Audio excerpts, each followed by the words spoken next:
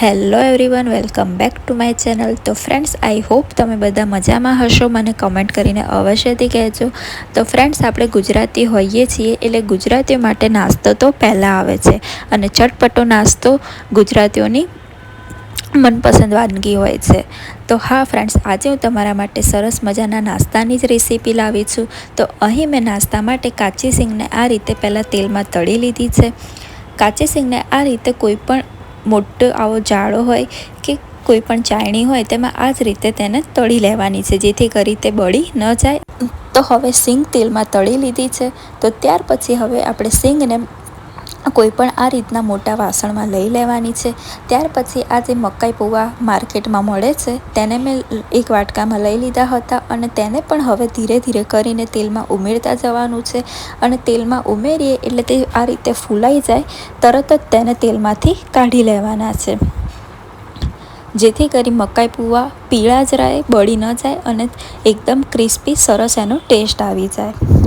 તો હવે મેં મકાઈ પૌવાને પણ આ રીતે તેલમાં ઉમેરી લીધા હતા, અને તેને પણ મેં સરસ મજાના તળી લીધા હતા.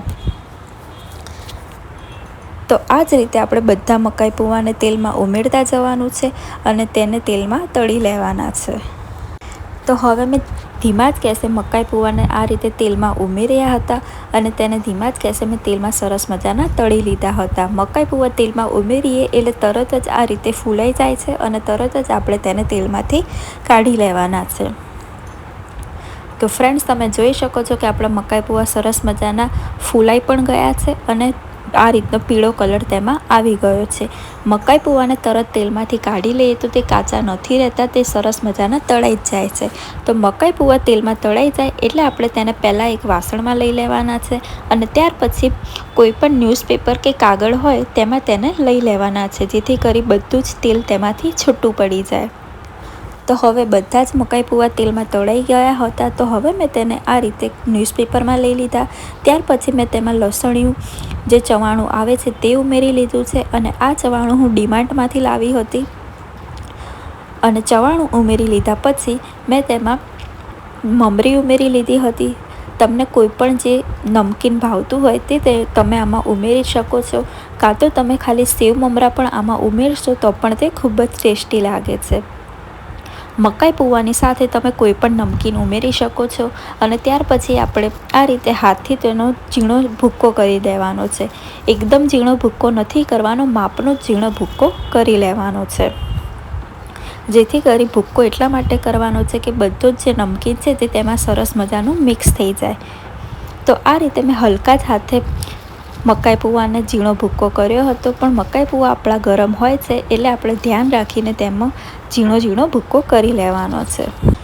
હવે જે આપણે કાચી સિંગ તેલમાં તળી હતી તેને પણ ઉમેરી લેવાની છે, અને ત્યાર પછી મેં ગરમ મસાલો ઉમેરી લીધો હતો. ગરમ મસાલો આપણે આપણા મકાઈ પૌવાના અને આપણા સ્વાદ અનુસાર ઉમેરી લેવાનો છે.